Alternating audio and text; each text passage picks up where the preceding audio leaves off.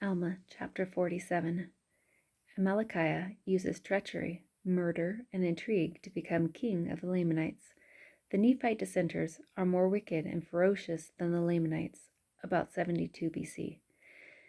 Now we will return in our record to Amalickiah and those who have fled with him into the wilderness.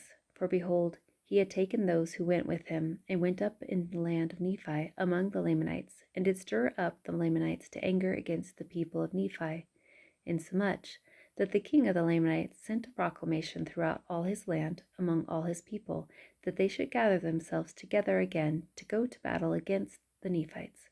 And it came to pass that when the proclamation had gone forth among them, they were exceedingly afraid. Yea, they feared to displease the king, and they also feared to go to battle against the Nephites, lest they should lose their lives. And it came to pass that they would not, or the more part of them would not, obey the commandments of the king. And now it came to pass that the king was wroth because of their disobedience. Therefore he gave Amalickiah the command of that part of his army which was obedient unto his commands, and commanded him that he should go forth and compel them to arms. Now behold, this was the desire of Amalickiah, for he, being a very subtle man to do evil, therefore he laid the plan in his heart to dethrone the king of the Lamanites. And now he had got the command of those parts of the Lamanites who were in favor of the king, and he sought to gain favor of those who were not obedient. Therefore he went forward to the place which was called Onidah, for thither had all the Lamanites fled. For they discovered the army coming, and supposing they were coming to destroy them, therefore they fled to Onidah, to the place of arms. And they had appointed a man to be a king and a leader over them, being fixed in their minds with a determined resolution that they would not be subjected to go against the Nephites. And it came to pass that they had gathered themselves together upon the top of the mount, which was called Antipas, in preparation to battle. Now it was not Amalickiah's intention to give them battle according to the commandment of the king, but behold, it was his intention to gain favor with the armies of the Lamanites, that he might place himself at their head and dethrone the king and take possession of the kingdom. And behold, it came to pass that he caused his army to pitch their tents in the valley which was near the mount Antipas. And it came to pass that when it was night, he sent a secret embassy into the mount Antipas, desiring that the leader of those who were upon the mount, whose name was Lahantai, that he should come down to the foot of the mount, for he desired to speak with him. And it came to pass that when Lahantai received the message, he durst not go down to the foot of the mount. And it came to pass that Amalickiah sent again the second time, desiring him to come down. And it came to pass that Lahantai would not. And he sent again the third time. And it came to pass that when Amalickiah found that he could not get Lahantai to come down off from the mount, he went up into the mount, nearly to Lahantai's camp. And he sent again the fourth time his message unto Lahantai, desiring that he would come down, and that he would bring his guards with him. And it came to pass that when Lahantai had come down with his guards to Amalickiah, that Amalickiah desired him to come down with his army in the night time, and surround those men in their camps over whom the king had given him command, and that he would deliver them up unto Lahantai's hands, if he would make him, Amalickiah, a second leader over the whole army. And it came to pass that Lahantai came down with his men, and surrounded the men of Amalickiah, so that before they awoke at the day of dawn, they were surrounded by the armies of Lahantai. And it came to pass that when they saw they were surrounded, they pled with Amalickiah that he would suffer them to fall in with their brethren, that they might not be destroyed. Now this was the very thing which Amalickiah desired.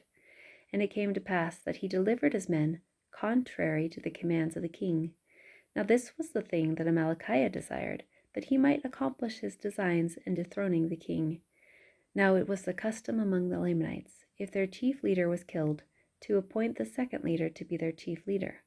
And it came to pass that Amalickiah caused that one of his servants should administer poison by degrees to Lahantai, that he died. Now, when Lahantai was dead, the Lamanites appointed Amalickiah to be their leader and their chief commander. And it came to pass that Amalickiah marched with his armies, for he had gained his desires, to the land of Nephi, to the city of Nephi, which was the chief city. And the king came out to meet him with his guards, for he supposed that Amalickiah had fulfilled his commands, and that Amalickiah had gathered together so great an army to go against the Nephites' battle. But behold, as the king came out to meet him, Amalickiah caused that his servants should go forth to meet the king, And they went and bowed themselves before the king, as if to reverence him because of his greatness. And it came to pass that the king put forth his hand to raise them, as was the custom with the Lamanites as a token of peace, which custom they had taken from the Nephites. And it came to pass that when he had raised the first from the ground, behold, he stabbed the king to the heart, and he fell to the earth. Now the servants of the king fled, and the servants of Amalickiah raised a cry, saying, Behold, the servants of the king have stabbed him to the heart, and he has fallen, and they have fled. Behold, come and see. And it came to pass that Amalickiah commanded that his armies should march forth and see what had happened to the king. And when they had come to the spot, and found the king lying in his gore, Amalickiah pretended to be wroth, and said, Whosoever loved the king, let him go forth and pursue his servants, that they may be slain. And it came to pass that all they who loved the king, when they heard these words, came forth and pursued after the servants of the king. Now when the servants of the king saw an army pursuing after them, they were frightened again, and fled into the wilderness, and came over into the land of Zarahemla, and joined the people of Ammon. And the army which pursued after them returned, having pursued after them in vain. And thus Amalickiah, by his fraud, gained the hearts of the people. And it came to pass on the morrow, he entered the city, Nephi, with his armies, and took possession of the city. And now it came to pass that the queen, when she had heard that the king was slain, for Amalickiah had sent an embassy to the queen, informing her that the king had been slain by his servants, that he had pursued them with his army, but it was in vain, and they had made their escape. Therefore, when the queen had received this message, she sent unto Amalickiah, desiring him that he would spare the people of the city. And she also desired him that he should come in unto her, and she also desired him that he should bring witnesses with him to testify concerning the death of the king. And it came to pass that Amalickiah took the same servant that slew the king, and all them who were with him, and went in unto the queen, unto the place where she sat. And they all testified unto her that the king was slain by his own servants. And they said also, They have fled. Does not this testify against them? And thus they satisfied the queen concerning the death of the king. And it came to pass that Amalickiah sought the favor of the queen, and took her unto him to wife. And thus, by his fraud, and by the assistance of his cunning servants, he obtained the kingdom. Yea, he was acknowledged king throughout all the land, among all the people of the Lamanites, who were composed of the Lamanites, and the Lemuelites, and the Ishmaelites, and all the dissenters of the Nephites, from the reign of Nephi down to the present time. Now these dissenters, having the same instruction and the same information of the Nephites, yea, having been instructed in the same knowledge of the Lord, nevertheless, it is strange to relate, not long after their dissensions they became more hardened and impotent, and more wild, wicked, and ferocious than the Lamanites, drinking in with the traditions of the Lamanites, giving way to indolence, and all manner of lasciviousness, yea, entirely forgetting the Lord their God. Chapter 48. Amalickiah incites the Lamanites against the Nephites. Moroni prepares his people to defend the cause of the Christians. He rejoices in liberty and freedom, and is a mighty man among God, mighty man of God. About 72 BC. And now it came to pass that as soon as Amalickiah had obtained the kingdom, he began to inspire the hearts of the Lamanites against the people of Nephi. Yea, he did appoint men to speak unto the Lamanites from their towers against the Nephites, and thus he did inspire their hearts against the Nephites, insomuch that in the latter end of the 19th year of the reign of the judges, he, having accomplished his designs thus far, yea, having been made king over the Lamanites, he sought also to reign over all the land, yea, and all the people who were in the land, the Nephites as well as the Lamanites. Therefore, he had accomplished his design, for he had hardened the hearts of the Lamanites, and blinded their minds, and stirred them up to anger, insomuch that he had gathered together a numerous host to go to battle against the Nephites, for he was determined, because of the greatness of the number of his people, to overpower the Nephites, and to bring them into bondage. And thus he did appoint chief captains of the Zoramites, they being the most acquainted with the strength of the Nephites, and their places of resort, and the weakest parts of their cities. Therefore he appointed them to be chief captains over his armies. And it came to pass that they took their camp, and moved forth toward the land of Zarahemla in the wilderness. Now it came to pass that while Amalickiah had thus been obtaining power by fraud and deceit, Moroni, on the other hand, had been preparing the minds of the people to be faithful unto the Lord their God. Yea, he had been strengthening the armies of the Nephites and erecting small forts or places of resort, throwing up banks of earth round about to enclose his armies, and also building walls of stone to encircle them about, round about their cities, and the borders of their lands, yea, all round about the land. And in their weakest fortifications he did place the greater number of men, and thus he did fortify and strengthen the land which was possessed by the Nephites, and thus he was preparing to support their liberty, their lands, their wives, and their children, and their peace, and that they might live unto the Lord their God, and that they might maintain that which was called by the enemies the cause of Christians. And Moroni was a strong and a mighty man. He was a man of perfect understanding, yea, a man that did not delight in bloodshed, a man whose soul did joy in the liberty and the freedom of his country and his brethren from bondage and slavery, yea, a man whose heart did swell with thanksgiving to his God for the many privileges and blessings which he had bestowed upon his people, a man who did labor exceedingly for the welfare and safety of his people, yea, and he was a man who was firm in the faith of Christ, and he had sworn with an oath to defend his people, his rights, and his country, and his religion, even to the loss of his blood. Now the Nephites were taught to defend themselves against their enemies, even to the shedding of blood if it were necessary, yea, and they were also taught never to give an offense, yea, and never to raise the sword except it were against an enemy, except it were to preserve their lives. And thus was their faith, that by so doing God would prosper them in the land, or in other words, if they were faithful in keeping the commandments of God, that he would prosper them in the land, yea, warn them to flee or to prepare for war according to their danger, and also that God would make it known unto them whither they should go to defend themselves against their enemies, and by so doing the Lord would deliver them. And this was the faith of Moroni, and his heart did glory in it, not in the shedding of blood, but in doing good, in preserving his people, yea, in keeping the commandments of God, yea, and resisting iniquity. Yea, verily, verily, I say unto you, if all men had been, and were, and ever would be, like unto Moroni, behold, the very powers of hell would have been shaken forever. Yea, the devil would never have power over the hearts of the children of men. Behold, he was a man like unto Ammon, the son of Mosiah, yea, and even the other sons of Mosiah, yea, and also Alma and his sons, for they were all men of God.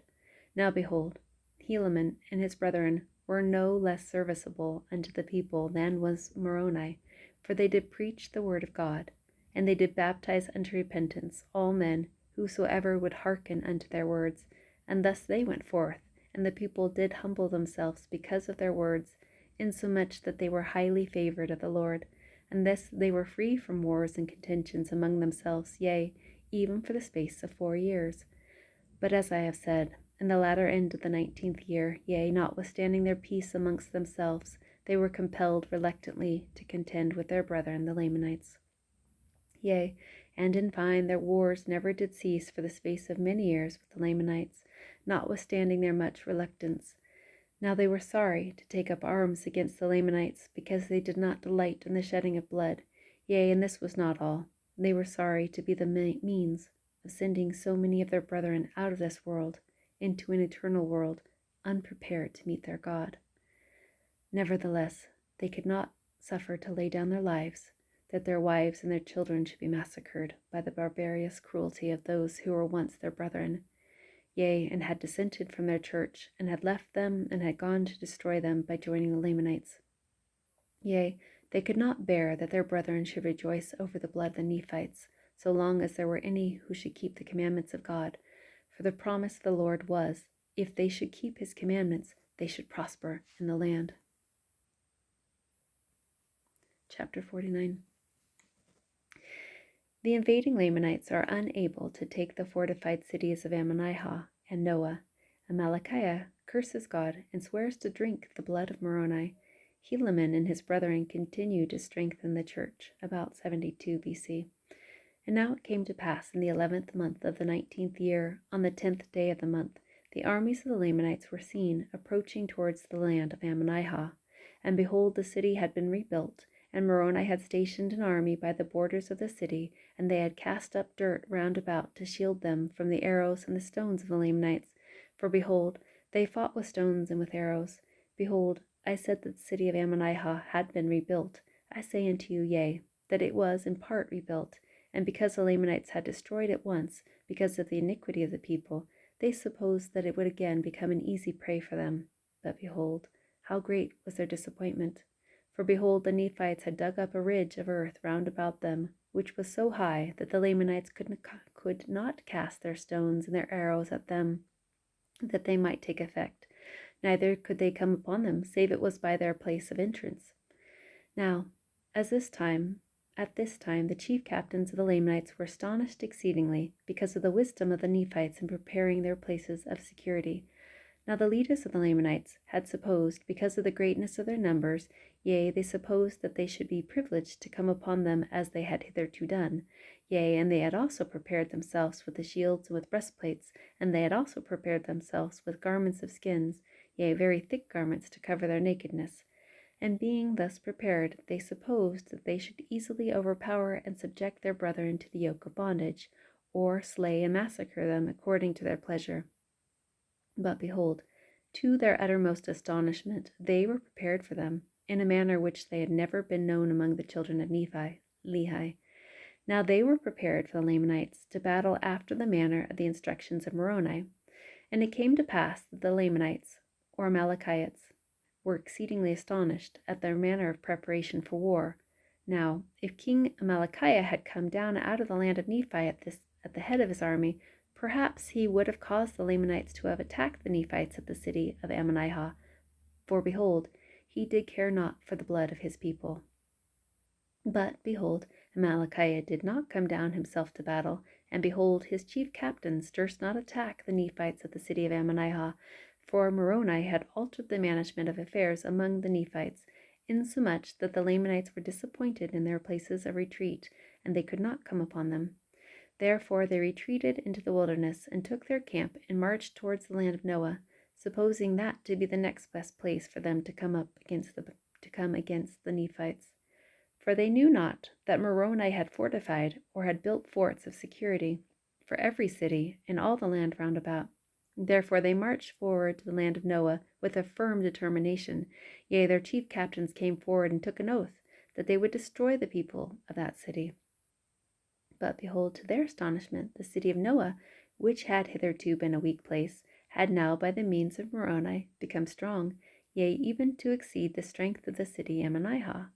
And now behold, this was wisdom in Moroni, for he had supposed that they would be frightened at the city Ammonihah, and as the city of Noah had hitherto been the weakest part of the land, therefore they would march thither to battle, and thus it was according to his desires.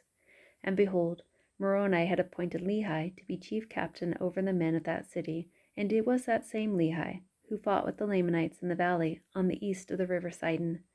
And now behold, it came to pass that when the Lamanites had found that Lehi commanded the city, they were again disappointed, for they feared Lehi exceedingly. Nevertheless, their chief captains had sworn with an oath to attack the city, therefore they brought up their armies. Now behold, the Lamanites could not get into their forts of security by any other way save by the entrance, because of the highness of the bank which had been thrown up, and the depth of the ditch which had been dug round about, save it were by the entrance.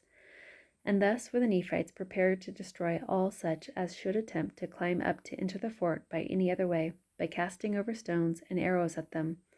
Thus they were prepared, yea, a body of their strongest men with their swords and their slings, to smite down all who should attempt to come into their place of security by the place of entrance.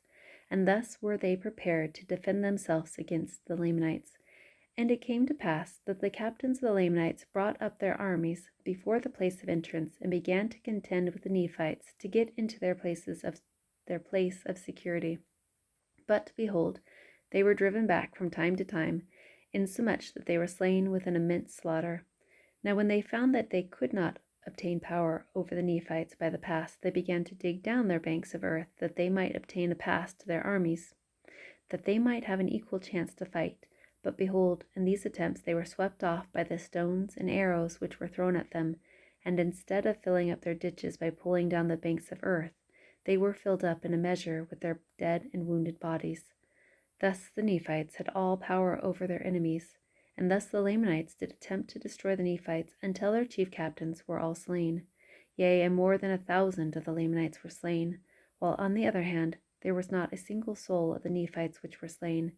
There were about 50 who were wounded, who had been exposed to the arrows of the Lamanites through the pass, but they were shielded by their shields and their breastplates and their headplates, insomuch that their wounds were upon their legs, many of which were very severe. And it came to pass that when the Lamanites saw that their chief captains were all slain, they fled into the wilderness. And it came to pass that they returned to the land of Nephi to inform their king, Amalickiah, who was a Nephite by birth, concerning their great loss. And it came to pass that he was exceedingly angry with his people, because he had not obtained his desire over the Nephites. He had not subjected them to the yoke of bondage. Yea, he was exceedingly wroth, and he did curse God, and also Moroni, swearing with an oath that he would drink his blood.